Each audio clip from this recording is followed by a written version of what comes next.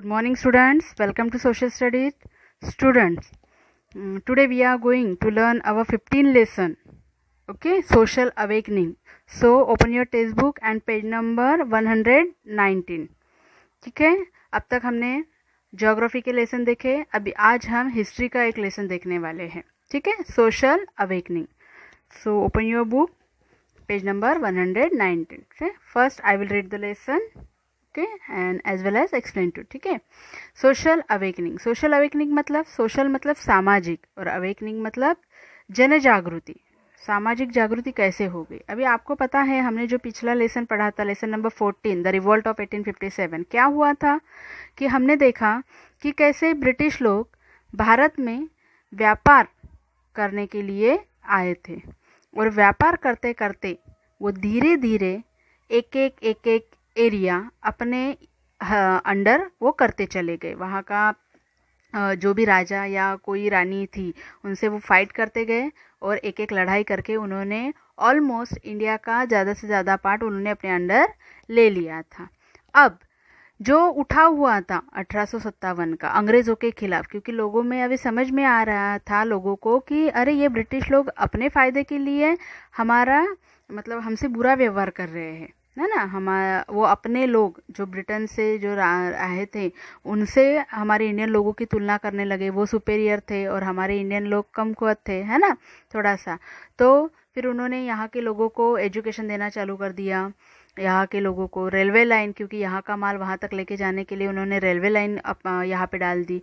तो इन सब से क्या हुआ, ब्रिटिश लोग आए थे तो व्यापार करने से, पर क्या हुआ कि साथ में उन्होंने थोड़ा थोड़ा इंडिया का, इसका फ़ायदा इंडिया को भी हो गया कि उन्होंने इंडिया के लोगों को एजुकेशन देना चालू करा कि कौन इतने दूर ब्रिटेन से, इंग्लैंड से यहाँ पे मजदूर लाएगा, कामगार लाएगा. तो उन्होंने यही के लोगों को एजुकेशन देना चालू कर दिया. अब उससे क्या हुआ, लोग पढ़े लिखे हो गए और लोगों को समझ में आने लगा कि अरे नहीं, ये जो ब्रिटिश लोग हैं ये अपना फ़ायदा देख रहे हैं, हमारे खिलाफ हमारे कल्याण के लिए कुछ नहीं कर रहे, वो सिर्फ अपना फ़ायदा देख रहे और धीरे धीरे हमारे इंडिया पर राज करने रहे. तो कुछ ऐसे लोग थे जिनको ये लगा था कि नहीं, ये ब्रिटिश को अपने देश वापस भेजना चाहिए, तो उनके खिलाफ उन्होंने कुछ आवाज़ उठाना चालू कर दी. तो देखते हैं अब ऐसे कौन कौन से लोग थे कि उन्होंने क्या क्या किया अपने देश के लिए और कैसे कैसे अंग्रेज़ों ने जो एजुकेशन था उनका कैसे फ़ायदा किया हमारे यहाँ के लोगों ने, वो आज हम इस लेसन में देखने वाले हैं. तो सबसे पहले मैं लेसन रीड करती हूँ. Lesson number 15, social awakening.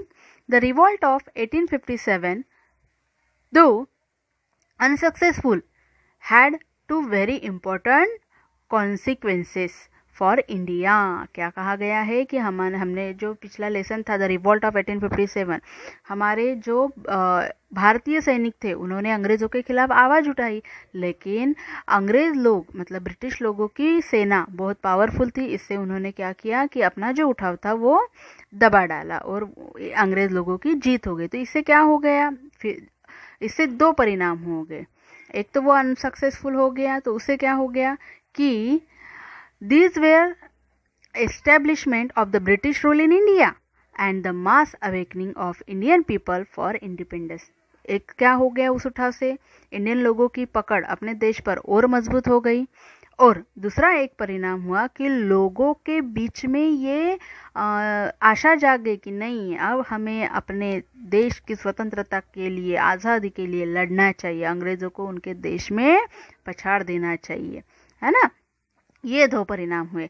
The educated Indians become aware of the social evil ploughing the Indian society in general. अब ब्रिटिश लोगों ने एजुकेशन देना चालू कर दिया तो लोगों को पढ़ाई का महत्व समझने लगा धीरे धीरे. और जो एजुकेटेड इंडियन थे, अपने यहाँ के पढ़े हुए लोग थे, इंडियन बिकेम अवेयर, वो ज़्यादा अवेयर हो गए हैं, ज़्यादा कॉन्शियस हो गए हैं of the social evil. Social evil मतलब हमारे समाज में, हमारे भारतीय समाज में जो प्राचीन इतिहास था उसमें, प्राचीन मतलब एकदम प्राचीन नहीं, ब्रिटिश 18-19 सेंचुरी के पास में, कि कुछ ऐसी बुरी प्रथाएं थी हमारे समाज में कि जो हमारे समाज को और हमारे समाज की औरतों को और बुरी तरह से सताती थी. तो वो कौन कौन सी ऐसी प्रथाएं थी, तो अब वो देखेंगे. सोशल रिफॉर्मर जो समाज नहीं, उन्हें ऐसे लगता था पढ़े लिखे लोगों को नहीं, हमारा समाज सुधरना चाहिए, तो जो समाज सुधारने का काम करते हैं उनको सोशल रिफॉर्मर कहते हैं, ठीक है। The Indian society in the 19th century was caste ridden and rigid. हमारे 19th सेंचुरी की बात हम कर रहे हैं, जब ब्रिटिश हमारे इंडिया में आए थे तब का हमारा समाज कैसे था, जाति भेद पर आधारित था। और वो जाति भेद की पकड़ इतनी मजबूत थी कि लोगों को उससे बहुत, जो निचले जाति के लोग थे, निम्न जाति के लोग थे, उनको बहुत तकलीफ होती थी। Social evil such as sati system, purdah system, child marriage, untouchability, superstitious belief etcetera they are keeping the society backward. और कुछ ऐसी प्रथाएं थी जिससे हमारा भारत देश पीछे पीछे जा रहा था। कौन कौन सी थी उसमें? सती सिस्टम मतलब सती प्रथा, पर्दा सिस्टम, चाइल्ड मैरिज, ये जो प्रथाएं थी। सती मतलब अगर पहले के ज़माने में चाइल्ड मैरिज होती थी, मतलब लड़कियों का जो विवाह था वो बचपन में ही करके दिया जाता था। अब और छोटी बच्ची की शादी ऐसे उम्र से मतलब एजेड, जो बड़े हैं, उस लड़की से कई गुना बड़े हैं, ऐसे लोगों के साथ उसकी शादी कर देते थे। अगर वो इंसान मर गया तो जो उसकी वाइफ थी, मतलब वो छोटी बच्ची थी या उनकी वाइफ थी जो, तो वो उनको भी उसके साथ अग्नि में डाल देते थे। सती प्रथा कि अब तुम्हारा पति तो मर गया, अब तुम भी इसके साथ सती चल जाओ, मतलब तुम भी अग्नि में प्रवेश कर दो। तो ये जो सती प्रथा थी। पर्दा सिस्टम, लड़कियों को हमेशा पर्दे के अंदर रहना चाहिए। चाइल्ड मैरिज, बचपन में ही लड़के लड़कियों का मैरिज कर देते थे। अनटचेबिलिटी, छुआछूत, जाति जो नहीं, अरे हम श्रेष्ठ जाति के लोग हैं, आप निम्न जाति के लोग, आप हमें स्पर्श मत करो, ये जो छुआछूत थे। सुपरस्टिशन, अंधश्रद्धा बहुत ज़्यादा थी।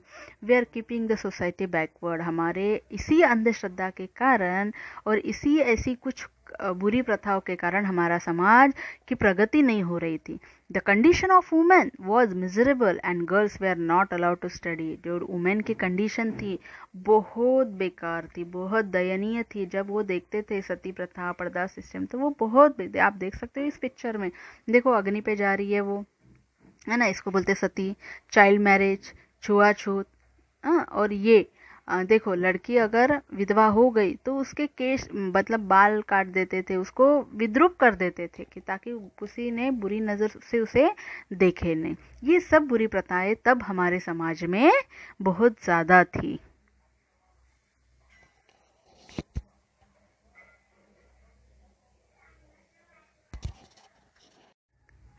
Thinkers and reformer like Raja Ram Mohan Roy, Ishwar Chandra Vidyasagar, MG Ranade, sir Syed Ahmed Khan and Dayanand Saraswati. आप जो देख सकते हो यहाँ पे ब्रॉड, इसमें डार्क कलर में जो दिख रहे हैं आपको, तो ये जो लोगों के नाम थे ये हमारे सोशल रिफॉर्मर थे। Came forward to bring positive change in the society. ठीक है, तो ये लोग, इनको ऐसे लगता था कि नहीं, हमारा समाज भी, जैसे उन्होंने देखा था कि कैसे ब्रिटिश लोग ब्रॉड आउटलुक के हैं, मतलब ब्रिटिश लोग ये सब प्रथाएं नहीं मानते हैं, तो उनमें भी ये आ गया कि अरे हमारी समाज में क्यों ऐसी बुरी प्रथा है। तो इन्होंने ये आगे आकर उन्होंने अपने समाज के लिए काम करना चालू कर दिया। They felt that education would help India to become prosperous once again. उनको ऐसे लगता था कि एजुकेशन मतलब शिक्षा ही हमारे समाज को आगे ले जा सकती है। They promoted remarriage of widows and oppose child marriage and caste system. उन्होंने कहा कि अगर लड़की का आदमी मर गया, उसका हस्बैंड मर गया, तो उसको सती नहीं चलाना चाहिए, उसकी दूसरी शादी करके देना चाहिए। विडो जो विधवा थी उनको भी दूसरी शादी करने का मौका मिलना चाहिए। एंड चाइल्ड मैरिज के उन्होंने विरोध किया, चाइल्ड मैरिज का, कि नहीं, बट लोगों को ये पढ़ने की उम्र है, यहाँ उनकी अभी से शादी मत करवा दो। इसके लिए उन्होंने अपोज करना चालू कर दिया। और कास्ट सिस्टम मतलब जो जाति भेद था उसके लिए भी उन्होंने लड़ना चालू कर दिया।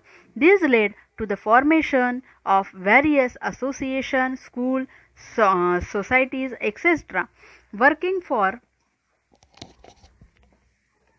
the betterment of societies in general। और उन्होंने इसी ऐसे काम करने के लिए अनेक संगठनाएं स्थापित की, नए नए स्कूल ओपन किए, सोसाइटी समाजों की स्थापना की कि हमारे समाज में भी कुछ सुधारना हो सके। अब सबसे पहले हम देखेंगे ब्राह्मो समाज। ये जो आप पिक्चर देख रहे हो, हर एक पिक्चर को आपको ध्यान से देखना है क्योंकि ये पिक्चर्स पेपर में आएंगे तो आपको उनके नाम लिखना आना चाहिए। Okay, Raja Ram Mohan Roy was born in Bengal in 1772। ये जो पिक्चर है ये राजा राम मोहन राय का है और इनका जन्म बंगाल में 1772 में हुआ था। He was one of the foremost social reformer of the 19th century. और वो अग्रेसर थे सोशल रिफॉर्मर में, मतलब समाज सुधारना के वो अग्रेसर हमारे नेता थे 19th सेंचुरी के। He work tirelessly for the abolition of sati system, purdah system and child marriage. और उन्होंने वो पढ़े लिखे थे और उन्होंने स्ट्रिक्टली मतलब निर्मूलन कर दिया कि सती सिस्टम नहीं होनी चाहिए, पर्दा सिस्टम नहीं होनी चाहिए, चाइल्ड मैरिज नहीं होनी चाहिए। इसके खिलाफ उन्होंने जोर से आवाज़ उठाना शुरू कर दिया। देयर वॉज नो पर्दा सिस्टम इन इंडिया अर्लियर। सबसे प्राचीन काल की बात कर रहे हैं कि जब इंडस वैली सिविलाइजेशन वगैरह थी तब राजे घराने थे, तब पर्दा सिस्टम नहीं थी। It became to India during the Mughal period. ये पर्दा सिस्टम कब आई हमारे समाज में? जब हमारे देश पर मुगल लोगों ने आक्रमण किया था। Sati system began during the period of Rajput ruler.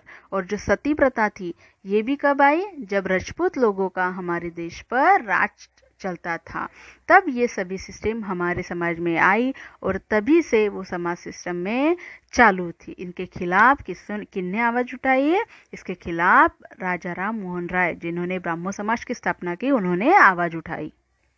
Roy was deeply influenced by the broad outlook of the European culture. जो रॉय थे, राजा राम मोहन राय, उन्होंने देखा कि ब्रिटिश लोग ऐसी भेदाभेद, ऐसे स्त्री लोगों को ऐसा निम्न स्तर नहीं देते हैं, तो वो यूरोपियन कल्चर से प्रभावित हुए। ही फाउंडेड द ब्राह्मो समाज इन 1828। उन्होंने ब्राह्मो समाज की स्थापना कब की? 1828। ईयर हिस्ट्री में बहुत महत्वपूर्ण होते हैं, इसे बारीकी से देखना और लर्न करना। बट इट वॉज पब्लिकली इनैग्रेटेड इन 1830। उन्होंने 1828 मतलब 1828 में उन्होंने स्थापना की, पर पब्लिक के लिए ओपन कब किया? 1830 में। It's member oppose idol worship and believe in one God. ये जो ब्राह्मण समाज थे ये मूर्ति पूजा का विरोध करते थे और उनका मानना था कि एक ही ईश्वर, इस पूरी दुनिया में एक ही ईश्वर है और वो एक ही ईश्वर पर अपनी श्रद्धा रखते थे।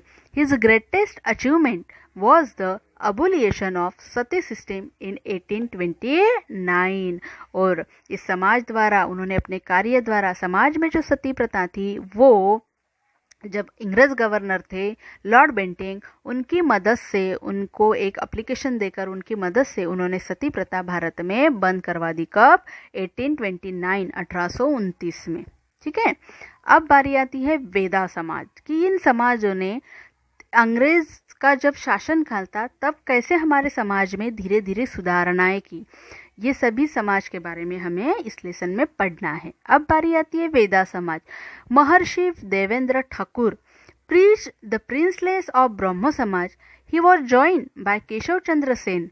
The Veda Samaj was founded at Madras in 1864. ये जो वेदा समाज था इसकी स्थापना किसने की है?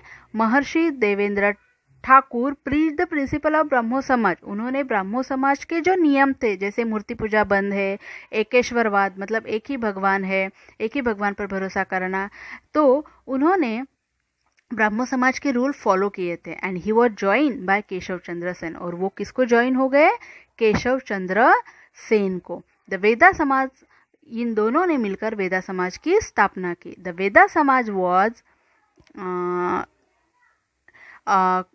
फाउंडेड एट मद्रास इन 1864। और वेदा समाज कब स्थापित हुआ था? 1864 में। It followed the AIIMS of objective of the ब्रह्म समाज। C.S. Naidu was it most prominent leader. और जिस प्रकार ब्रह्मो समाज के रूल थे, नियम थे, उसी प्रकार वेदा समाज के भी रूल थे और ब्राह्मो समाज को ही वेदा समाज फॉलो करता था और C.S. नायडू उसके अग्रेसर लीडर थे। ठीक है, ये देख सकते हो आप, केशव चंद्र सेन का फोटो है। ये फोटो आप ध्यान से देखना, पेपर में आते हैं। देन है हमारी बारी।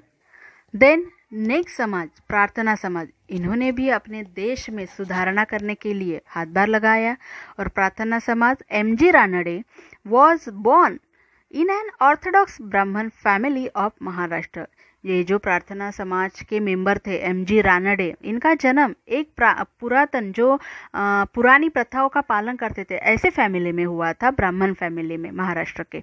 ही married Ramabai who was provide an education by him, और उनकी शादी किसके साथ हो गई थी? रमाबाई। ये देखो, आप देख सकते हो एमजी रानडे का फोटो है, इधर रमाबाई रानडे का फोटो है, हस्बैंड वाइफ है दोनों। और उनकी शादी, एमजी रानडे की शादी रमाबाई के साथ हो गई थी। जब उनकी शादी हुई तब एमजी रानडे ने देखा कि उनके वाइफ को मतलब पढ़ने की इच्छा है, तो उन्होंने अपने वाइफ को पढ़ा लिखा कर काबिल बना दिया। Ranade was a social reformer, समाज सुधारक थे वो, who emphasize widow remarriage and girls education. उन्होंने किस पर भर दिया अपने जीवन में? उन्होंने जो विधवा है उनका पुनर्विवाह करना चाहिए और गर्ल्स को एजुकेशन देना चाहिए, इन बातों पर उन्होंने अपने पूरे जीवन भर जोर दिया। ही वॉन्टेड टू अबोलिश पर्दा सिस्टम, और पर्दा सिस्टम जो पर्दा प्रथा थी कि लड़कियों को पर्दे के अंदर ही रहना चाहिए, इन पर इसका उन्होंने विरोध किया।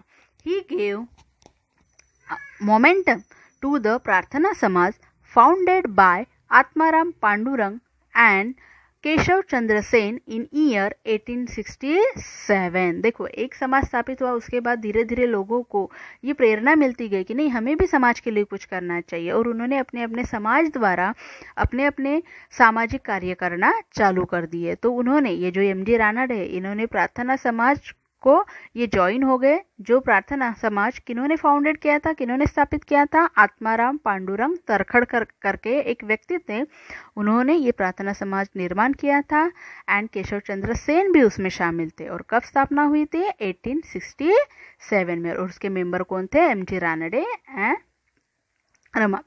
ठीक है, अब बारी आती है हमारी आर्य समाज। इसने क्या समाज में जागृति की? अब Arya Samaj, beside the reformer who were influenced by European culture, there were other who had great belief in the Indian culture and custom.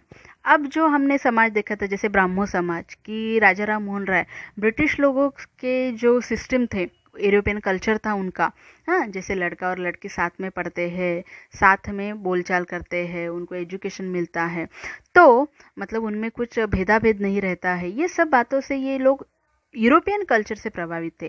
पर कुछ ऐसे लोग थे जिनको इंडियन कल्चर एंड कस्टम पर बहुत ज़्यादा भरोसा था, और उसमें थे, so they based their reform on Indian culture and ancient script. इसीलिए कुछ ऐसे लोग थे कि उनको यूरोपियन कल्चर अच्छा नहीं लगता था, उनको अपना भारतीय कल्चर ही अच्छा लगता कि हमारे भारत में भी कुछ अच्छी ऐसी प्रथाएं हैं ये, और उन्होंने उसको फॉलो करना चालू कर दिया।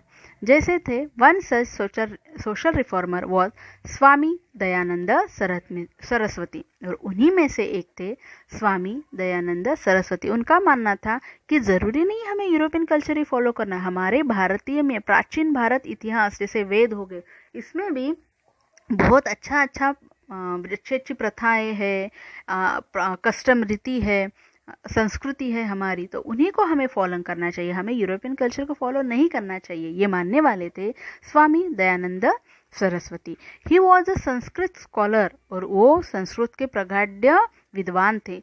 Who had studied the Vedas deeply, जिन्होंने वेद जो हमारा प्राचीन ग्रंथ था उसकी डीपली स्टडी की थी। ही फाउंडेड द आर्य समाज इन 1875, और उनको वेदा का बहुत गाढ़ा अभ्यास था, और उन्होंने वेदा आर्य समाज की स्थापना 1857 में की। He oppose casteism, idolatry and the discrimination between man and women. उन्होंने भी अगर वो यूरोपियन कल्चर को नहीं मानते थे, फिर भी उन्होंने, हमारे भारतीय समाज में भी अच्छी प्रथा है, तो उन्होंने भी कास्टिज्म मतलब जाति भेद को विरोध किया, मूर्ति पूजा को विरोध किया, एंड मैन और वुमेन के बीच में जो भेदाभेद चलता था कि नहीं, पढ़ने का अधिकार सिर्फ पुरुष को है, या सिर्फ जेंट्स को है, या सिर्फ बॉयज़ को है, नहीं, ये उनको मानना नहीं था कि पढ़ने का अधिकार लड़का लड़की दोनों को भी है।